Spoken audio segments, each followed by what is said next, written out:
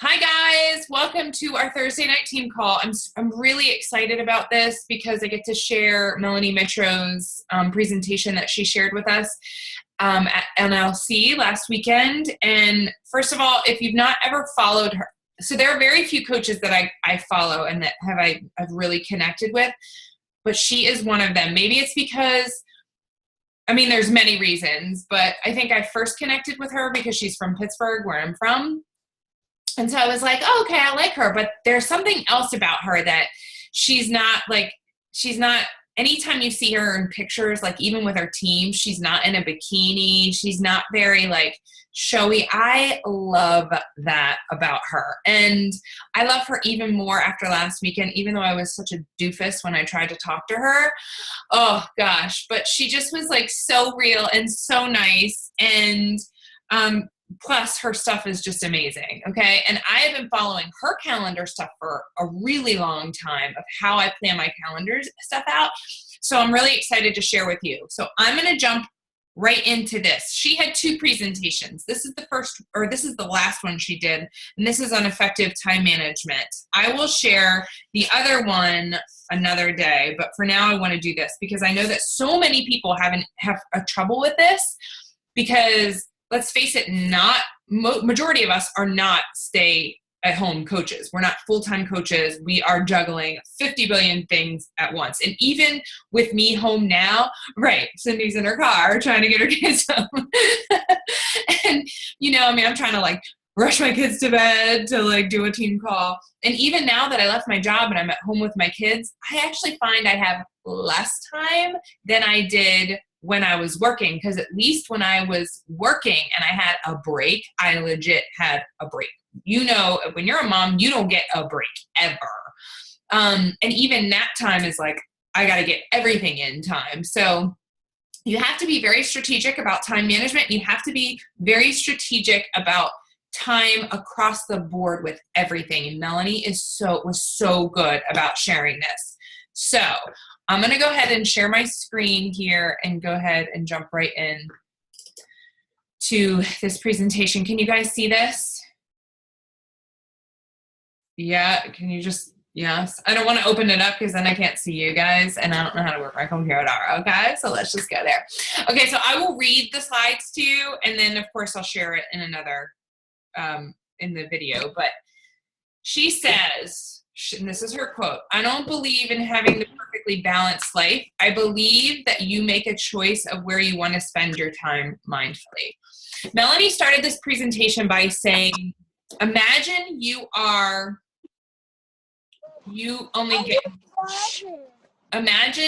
with your spouse, okay? And you have very little time with this person as is, but all this person does is pick up their phone and is constantly on their phone or sitting down next to you and the time that you have with them.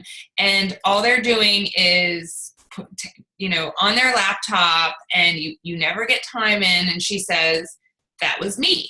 That was me and my husband. When I started working this business, we would have time together and I'd be sitting down at the couch.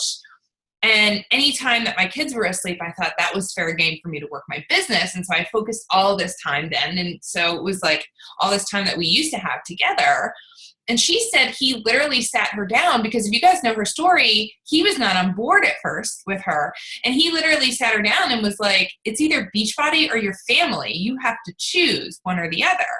And of course, she wanted both. So she had to find a way to get it both in.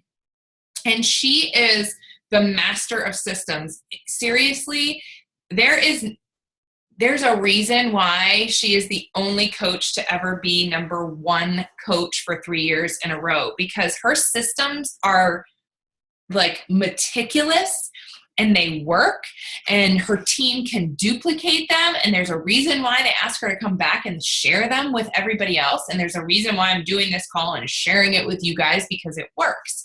So the very #1 thing that you need to do is you need to plan your time wisely that you have. So she goes on to say, we all have the same 24 hours in a day. So you can't make more time, right? If you could, you'd be rich. But the number one thing people want to say is, I don't have time. And that's an excuse, right? Because we all have time, pockets of time, but we just have to make our time work for us. You just need to know where you have pockets of time to do that. So she says you need to set your priorities. And when you think about this, you need to decide, okay, what comes first, and what would you not give up?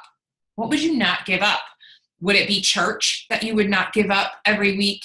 Would it be your family that you would not give up? When it comes to thinking about spending time with your kids, you're not going to give that up, So that needs to be the number one thing that goes on your calendar. And I know it seems kind of daunting for us to think, especially for those of us that were never really planners, because I wasn't before, but you have to be very meticulous about your time. And if that's what you want to do, if you want to make this work for you, because you have to make all of your time work in your favor. So you look at the things that are priority to you, you look at the things that you would not give up, and then you say, okay, so family relationships, obviously if you're working a job, you can't give that up. So you have to schedule in your job, which, trust me, I know.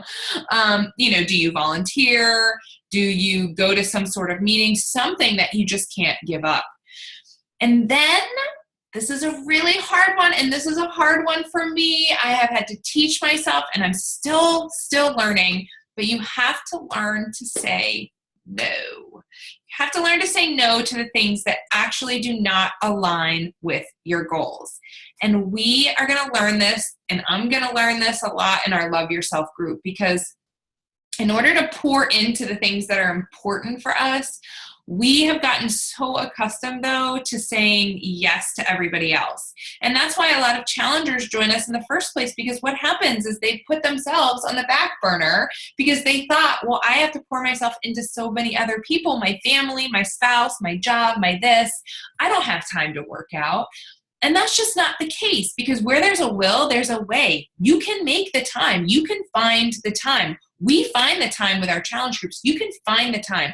If I can find the time while I'm commuting 2 to 4 hours every single day to my job, coming home, doing bedtime, my husband going to work, if I can find the time to build my business really quickly from early on, you guys can do it too. So you have to find and set those priorities.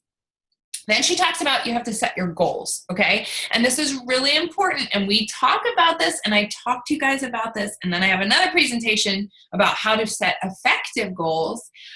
But the 12-week year book that we're doing in the Bling Bling group, whatever happens with the Bling Bling group, but the 12-week year book is such a good book. Read it, guys. I am almost done with it. And he literally tells you to schedule 3 hours of time for this and this time. And I'm going to go into this here too, but you set timers and you literally work so efficiently that when it's done, and you shut it off and you let it go. I'm going to go into this because she talks about this, but it's nice because the 12-week year, what ends up happening is when we normally set a goal for an entire year, we think, that's my year goal. I have time. I don't need to work at that right now. And we end up putting it off. It's March. Has anybody else pooped their pants that it's March? It was just Christmas time. Okay. I'm like, what? And I was definitely one of those people that woke up January 1 and was like, yeah, I'm going to have this goal by the end of the year. And now like, it's March. Okay. Like that is crazy. When you really break it down, you don't have that much time. But if you took that yearly goal and you brought it into a quarter and you broke it down and you said, okay, what's attainable for me in this quarter that I can reach, that in 12 weeks that I can really work my butt off? Because there's something about pushing in a smaller period of time that is just much easier to wrap our brains around. So get the goals, set the goals, but you have to connect with the goals, right? She told a story about one of her coaches that was pushing really hard for elite. And it was about October or November. And she was pushing really hard for it, but she wasn't getting any traction. And then Melanie said the coach came to her and was like, yeah, I guess I'm just not really sure why I'm going for elite, because I don't really care about this. And she was like, that's an issue, of course. If you don't know why you want a goal, then you're not going to push for it, and you're not going to actually make your schedule work in your favor. So you have to know why you want to accomplish your goal. And no, it doesn't have to speak to anybody else. You just need to know why it is that you want it. Do you want to be the popular girl? I mean, if that speaks to you, then that speaks to you. Nobody can judge you for why you want something. And then you need to think about how will accomplishing that goal make you feel, because this is the law of attraction, okay? It's putting an emotion to it literally makes it feel real, as if you've already accomplished it. And what happens is that the entire universe is going to work to help you reach that, okay? So you need to set your goals. And she talks here about, so your goals you have to want to push for your goals even when you don't want them, okay? Or even when you don't want to. Like, your goals have to speak to you so much that on the days you're like, I don't feel like doing it, you do it anyway because you want it so bad, because you had that why plastered on your desk somewhere and you're like, okay, no, I need to do it anyway, okay? And you have your time planned out and you're just going to do it. It's so much easier. Ask Elisa. She sat down last night. She made lists. She prepared. She got organized. She had systems. When you have it all prepared and organized and you come in the next day and you're like, okay, I needed to invite these people. Check, check, check. Okay, what's next on this? I need to follow up with these people. Check, check, check. And then the work is done, and then it's done. You're not like, what did you do today? Let's see what's going on Facebook. Okay, yeah. I should make a pretty picture for my challenge group. Oh, what's my elite points? I mean, it's so easy to get sucked in, and then all of a sudden, like 2-3 hours are gone, and you're like, oh my God, I have no time to work my business. I'm sorry, I have no time. I don't think this business is working for me. I just have no time. And it's true, that happens. A lot of people say it. So she talks about setting your work hours and setting your personal life events. So she really talks about sitting down on every single Sunday and planning your week ahead and looking at a calendar, and not just sitting down by yourself, but sitting down with your spouse or whoever is affected by that and saying, this is what our weekly calendar looks like. And you need to be open and honest with that person about your spouse or whomever else and say, okay, so we know that this kid has this activity. Who's responsible for that? We know that there's this doctor's appointment. Who's going to be taking them to that? We know that church is this day. We're all going. We know so-and-so has tutoring, that kind of stuff. And so you need to say, okay, and these are my work hours. Is that okay with you? I need undivided attention on my business at this time. Can you watch the kids during this time? Are you okay with that? Or if your work schedule looks the same every week, hey, listen, this is a really big week for me. And she talks about this very openly, like, hey, listen, she talks about communication being key. So she talks about sitting down with your spouse and saying, these next 6 weeks are going to be really hectic for me because I'm pushing for a really big goal. I'm going into a qualification for a really big rank, and I'm going to need to be accessible every Wednesday. So could we not schedule like TV night or dinner or anything for Wednesday? Because I need to be accessible to my team then. And so just conveying the importance of that goal to your spouse and how it's going to affect your family. And she talks very, very openly about that. And then she talks about setting your first priorities first. So like we talked about with setting your priorities, what is it that's first on your priority list? Your family, your relationships, your volunteering schedule, your job, and put that in. Okay. And put that in, and then you see what other holes you have. And that's where you look at the time. When you plan your time, you're actually going to be amazed at how many open windows you actually have. Because when the time suck stuff, you don't realize that you actually have way more time than you just get sucked into doing random things. So when you're working, you're not doing laundry, you're not talking on the phone randomly to some people, you're not shopping on the internet, you're literally focused on doing the behaviors that create income in your business. And then she talks about after your priorities are set on your calendar, and she literally talks about, and you'll see it because I'm going to show you her calendar. She literally schedules church in, okay? She literally schedules her family time in. And then she talks about scheduling her business hours. And then she breaks it down even more from there and tells you to schedule 2 buckets for your business. One is your personal business, right? Those are your invites. Those are your coaching calls. Those are your, whatever for you. To move your business forward. And then the second bucket is for your team. And I'll go into later what percentages she says to break it up from there. But this is going to vary week to week because it's going to be dependent on different things, qualifications, like I said, what's going on with your team, etc. So for your team stuff, this is where mentorship calls come in. So one-on-one calls with your PS coaches, training calls, scheduling or, preparing training documents for groups, etc. So let me show you her calendar. And I didn't get this, and you're probably not going to see this. So don't think that you have to. I'm just going to show you. Okay. So the yellow here is her family time, and she has broken down family time, dinner, homework, basketball, or I think it's like baseball practice or something. Flag football. I mean, this is cute actually. And so then she has other things color coded in. So if you ever follow her, she gets up every single day at 5 a.m. That's when she does her workout, and she literally schedules in her shower. So she gets up, she does her workout, gets her shower, and then it's like, I think her husband, now that he's home, they have it divvied up so he takes the kids to school and everything. But then she has here like Mondays, personal business time. 12 to 1, she does a 4 vital behaviors call. 1:30 to 2:30 here, it's what it takes to become elite with like another coach. And then 2:30 to 5, it says team time. So she has it broken up. So personal time, team time.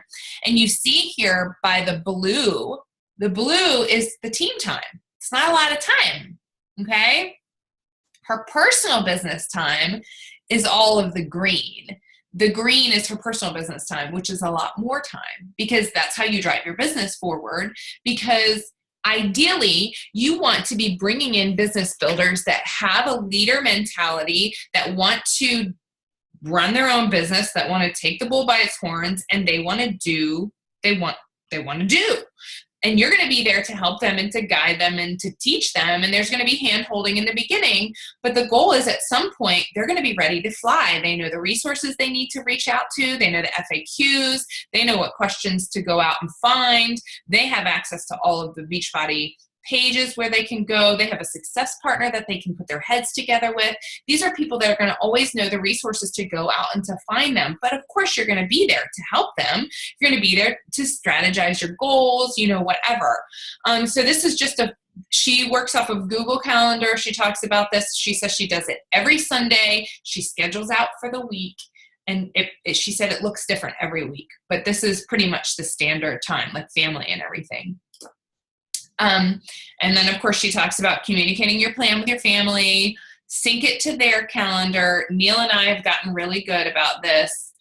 I actually do stuff and I connect it to my iPhone and my iCloud, because like he has court and stuff. And so he still doesn't have a very conventional schedule. So it's very hard for me to have the same looking schedule every single time, because he's still working and he has court. And then I know what his schedule is at night, but sometimes his schedule changes. So we will have to change this every single week. But this is where she talks about, discuss the current goals that you have and what sacrifices you're going to need to make that week.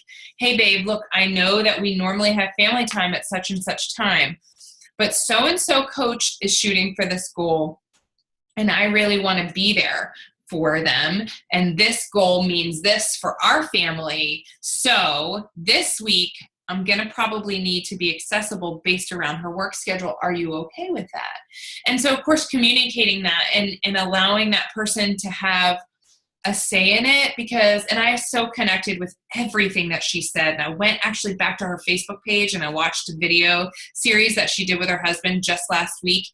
And oh my gosh, I related so much to their talk, because she is saying he would get home from work when he was still working, because he didn't quit his job until 2 years ago. Okay. She was already number one coach and he was still working his job. And he would get home from work and she wouldn't have any dinner ready or anything. And she'd be like, okay, here's the kids. I'm running in downstairs. And then she would work.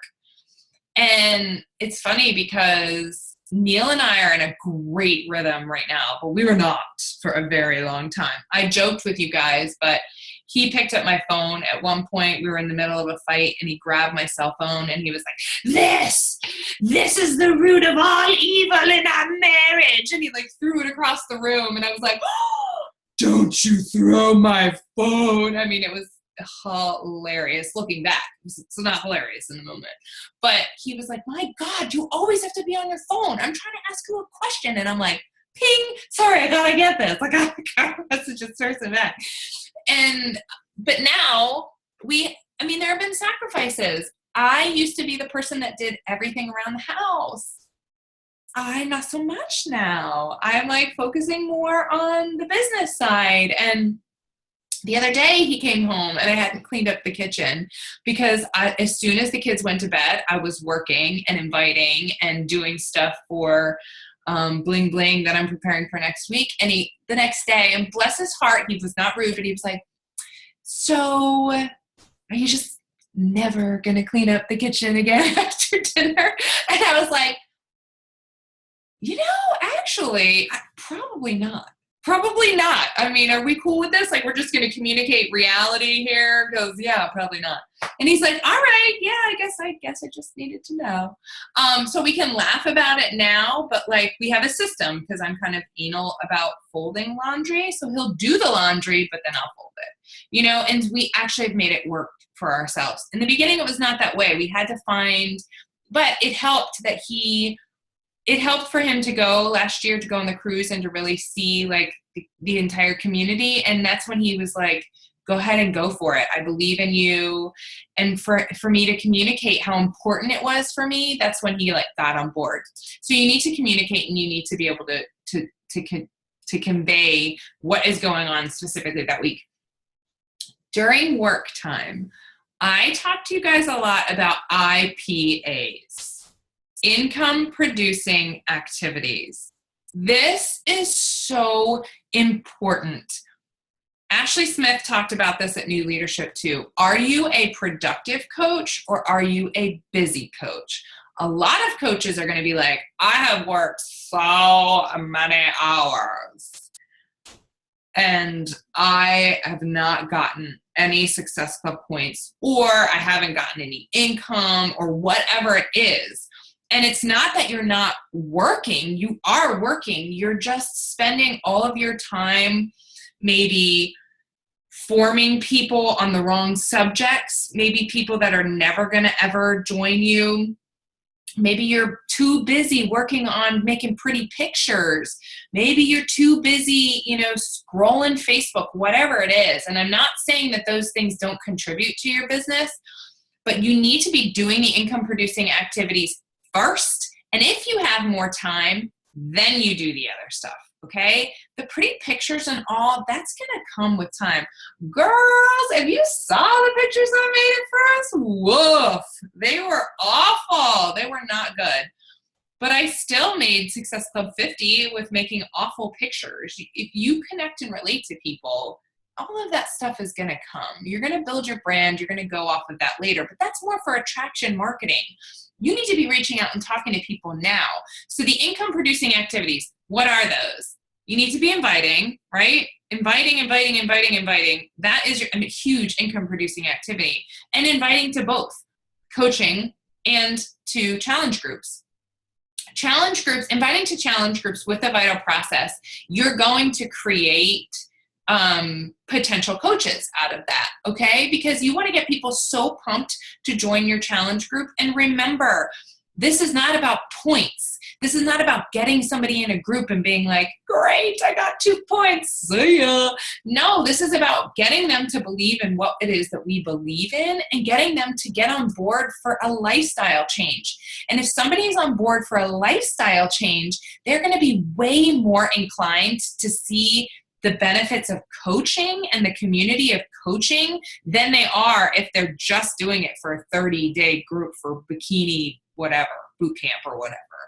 So when you sit down to do your work time, make a prioritized to-do list. The very first thing I do, and I do this in the morning, is I think about what is crucial for me to do right now. So I know every morning I need to check into my challenge groups. Whatever training groups I'm doing at that time, I need to check in that. Those are the first things I do in the morning.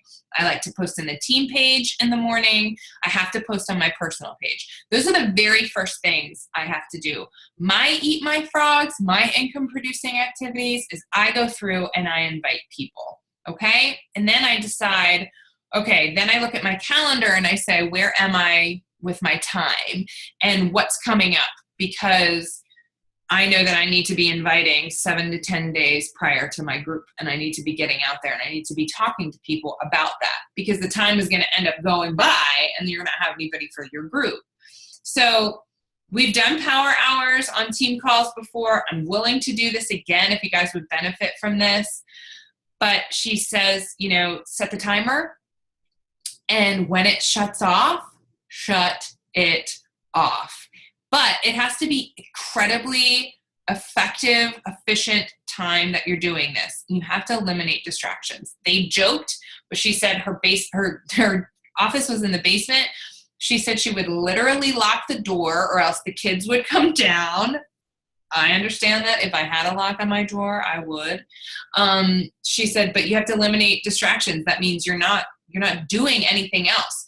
She talked about turning your chat windows off, turning chat off if you were in the middle of doing something, because what's going to happen is, let's say she's talking about, what if you're writing a blog post, but somebody who you had invited now responds to you, and you're in the middle of a post and it bing comes up, and naturally you're just like, okay, you look down to that. Now you've lost your train of thought. You have 15 billion things going on at once. You haven't finished one task. This is a conversation, so it's most likely not going to be finished, you know, and now you have your hands in all of this stuff. What ends up happening, you become overwhelmed, and then you just throw your hands up as if like, oh, I can't take this on right now. I can't do this. I'm so overwhelmed. There's way too much going on. Finish one task. Finish it. Push it aside. Start another task. Finish that task. Push it aside. Start another task. Okay? That's so key. Guys, invite however many people for that day. Set a timer. Have, the gist of what you want to invite them to. Hey, so-and-so, I'm running a challenge group starting on such and such date. Do you have any health and fitness goals you'd like to tackle? Would love to talk to you about my group. What do you think? There's an invite. Boom, that's one. Hey, so-and-so, la, la, la, la, la, have this group starting. Do you have any health and fitness goals you'd like to tackle? Would you like to chat about it? What do you think? Boom, that's 2. 5, you check that off, you move on. What's next on your list? The next list is invite to coaching. What challengers do I have going on right now? Are they posting in the groups? Do I feel like this would be a natural fit for them? Let me reach out to them. Hey girl, saw you're posting in the challenge group. You are rocking. Have you ever considered what I do as a Beachbody coach? Boom, invite to coaching, done. Or you see somebody you follow on your regular page and they're posting about fitness all the time. Maybe you reach out to them and you say, hey, so-and-so, hey, listen, I don't know, I hope this doesn't come off the wall or anything, but I'm really intrigued by all of your fitness posts. And I was just wondering, have you ever considered what I do as a Beachbody coach? Boom, invite done. Great, that category is done. What's next? Follow-ups. Who's on my follow-up list? Who did I talk to last month that was just not ready then? Great, let me reach out to them. Hey, so-and-so, last we chatted, you said this. I'm running a group now starting such and such. Is it a better time for you? Would you like to talk details? Boom, follow-up done. And you have to move down it. I know it seems like you're being a robot, and it kind of is at some point. The fun stuff happens when someone signs up, and then you get to really pour your heart into them, and then you get to really, really, truly help them.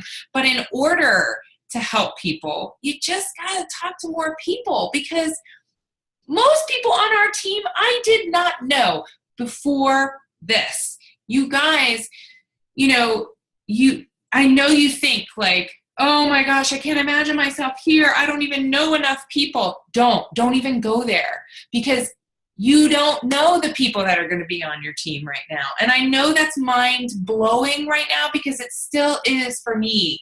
It still is for me, because I'm thinking in long term for me, who are going to be the coaches that stick with me on my team, blah, blah, blah, blah. And I don't know that. There's been tons of attrition. People in, people out, people in. I mean, every week I'm like 8 to 10 coaches on my team going inactive. And I have about, I don't know, maybe 28 active coaches on my team. But so that's what I'm saying. Like, you don't know who it is that's going to join you.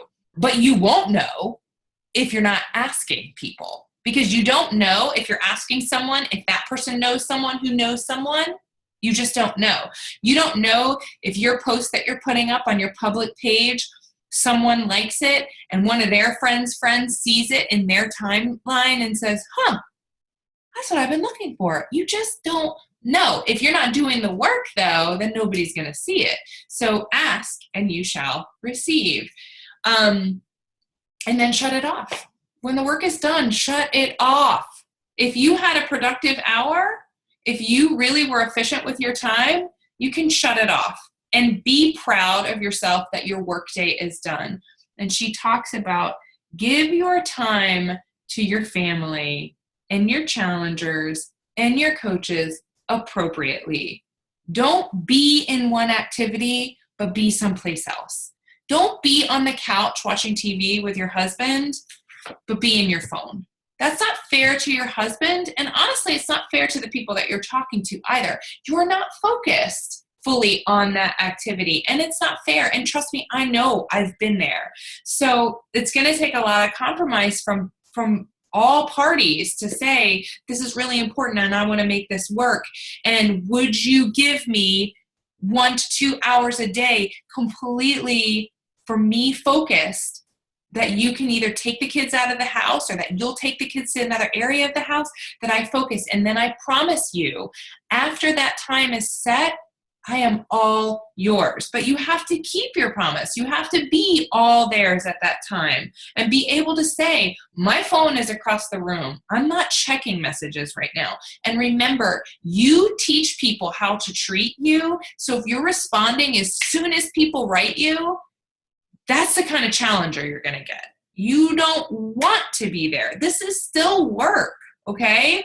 And they have to know that if you're not accessible, then one, they need to figure it out on their own. They need to know that they have a group to go to where they can go and they can get the answer.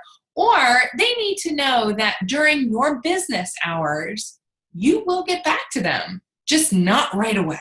Okay, this is not a life and death situation, and that if somebody needs to know what container carrots goes in because they're at the store right then, they have a booklet, okay?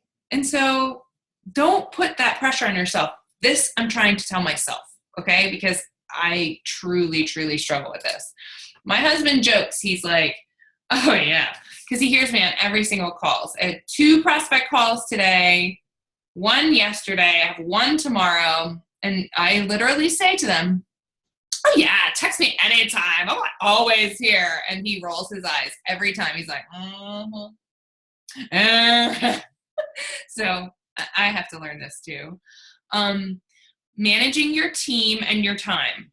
Set team business hours, and you can designate team calls, and, personal business first. You have to continue to invite. And then you need to make sure, this is huge. She talks about match people's effort, if that makes sense. Match people's effort that are putting in. So, for instance, if someone on your team comes to you and they say, now I want to work this business, maybe they've been wishy-washy. I want to work this business and I want to give it a go. And this is what she said. She specifically said, great, wonderful. I'm so excited to hear that. This is what I suggest you do. Be posting 3 to 5 times a day this entire week on your social media. I'm going to be following you and I'm going to be taking notes. Also, at the same time, here's your business activity tracker. Please fill it out in its entirety. Let's set up a call for next Wednesday, 1 week from today. We'll sit down, we'll evaluate everything, and then I'm going to give you some notes on what I think that you can improve upon and do better. She said, do you know who does it? I know one. Nobody does it.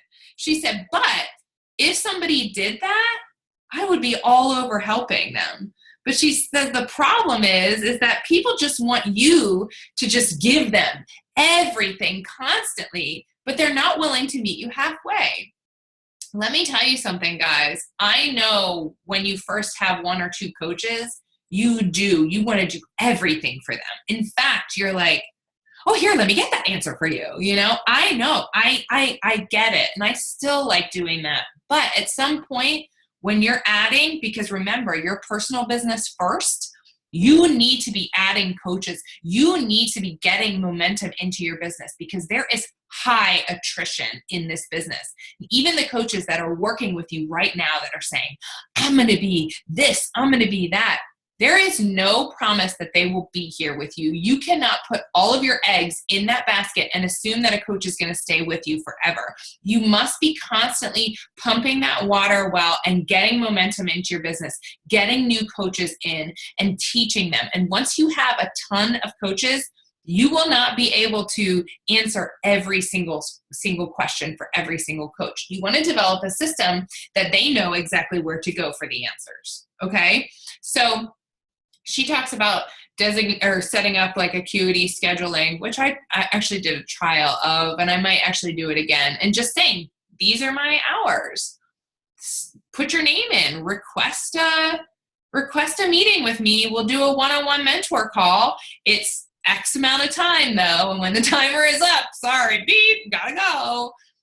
But we'll talk specifically about your goals and let's be efficient in that time about what it is that I can help you with. So that was really good for me. And then the last slide here is she says, keep yourself in check. Time invested equals results. She talks very openly about this. I've seen this in many different videos that she's done. She says, if I was going into my cave, locking myself into the basement, I was coming out of the basement to my skeptical husband who didn't believe in Beachbody, and I was not producing anything, she said, do you think he would have allowed me to continue spending all that time away from my family? No. She's like, but so you have to be producing, and you have to be producing according to your goals. So are you working and producing your goals at the same rate? Does that make sense? Are you producing the results you need to produce with the time that you're investing? You can be very efficient with 1 to 2 hours a day in this business. Very, very efficient. What could you do to be more efficient? My suggestion, set up a system for you that works. Here's the really hard answer, guys. I can give you a system, and I'm happy to, and I can tell you how I work, and I want to give you my calendar suggestion and how I do things.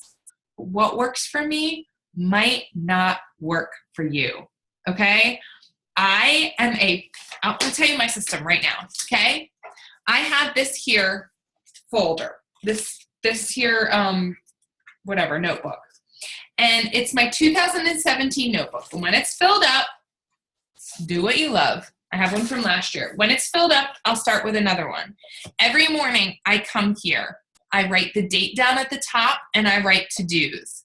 I write invites to challenge group, invites to coaching, follow-ups, hey girls, checked in with challenge group, checked in with coaching team, checked in with training groups.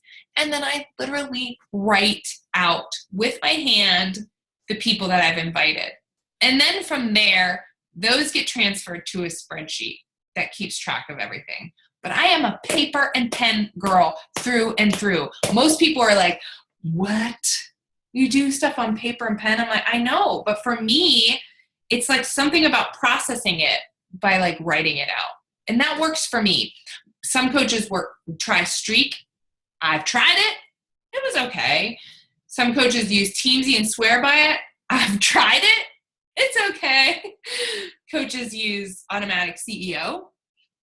Tried it. Pay for it. It's all right. I use it in some ways. And so you just have to find what works for you. So find a system, make it work, keep it simple. This was a really big theme of NLC. Keep it simple. Don't overcomplicate things. Don't think just because you're running a business now you need to have this fancy software and this, that, and the other. No. If a spreadsheet works for you, a spreadsheet works for you. Girl, a spreadsheet works for me, okay? As long as it's all in one place and I have something to reference it and I can search, great. That's what I need. Time spent with your team versus personal business time. 80-20 rule. This blew me away when I first heard this. 80% needs to be on your business.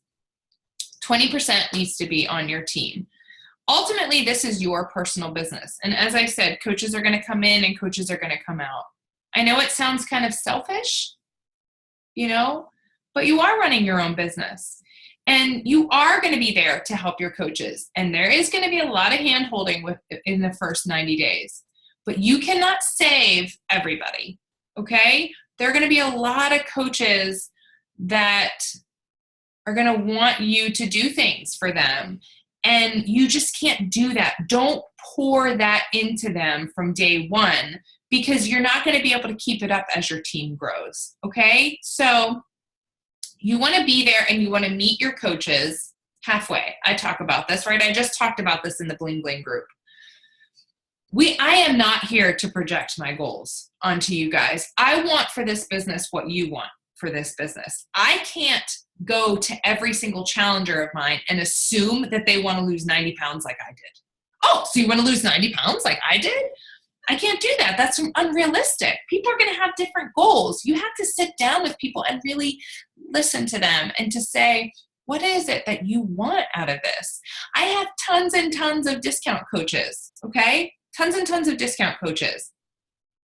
Most of them don't want to work the business. That's great. That's fine. My responsibility to them is to make sure that they get the healthy lifestyle. If they want to work the business, I also need to let them know that I am here for them if they're interested in working it at some point. But for me to go to them constantly and be like, hey, how's inviting going? They're going to be like, what? That's weird. So find what it is that your coaches want. Have an accountability system that you can keep them accountable to what it is they want. And just be there. Be their sounding board. But first and foremost, they have to want it. They have to want to go after it. Okay? And that's it, guys. So let me see if she has anything. No, that's it. Do you guys have any questions? Feel free to take yourself off of, I'm going to stop share here. Feel free to take yourself off of mute if you have any questions. I was wondering, Actually, like literally right before this started, my husband and I got into an argument because I was on the computer doing stuff.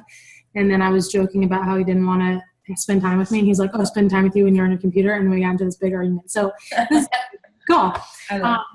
But I think like what I struggle with is I can be really efficient in that hour. And then I schedule times like for family time and all that stuff. But then like, what do you do with people who respond to your messages? I'm fine with not talking to them until like the hour is done. But then I feel like whenever I get a minute here or there to talk to people, I do. But then it's like my daughter's like crawling around talking to me and I'm not even paying attention to her, or like it's supposed to be family time. Like, do you just wait until the next day to answer people? Or like, I know no one has their own schedule, but I just struggle with that a little bit. Yeah, so I'm going to be completely honest. I'm still trying to figure this out because the tough thing is that let's say you've been trying to get a hold of somebody and you have followed up with somebody over and over and over again, and every single time they're interested at one point, and then you don't get back to them for a little while, and now they're ghost. They're ghost on you, they're ghost on you, they're ghost on you. When they get back to you, it's kind of like it depends. Are you a slave to them answering? I mean, look, if someone is interested, they're going to be interested, okay? And they're going to come back to you at a certain time. And it's kind of like dating. You have to play a little hard to get for people. Because if you're a little too eager for people, they're going to be a little turned off. Mm-hmm. But I will tell you, I have way more wiggle room now than I did in the beginning. Because of me posting and because of me talking with people, I've grown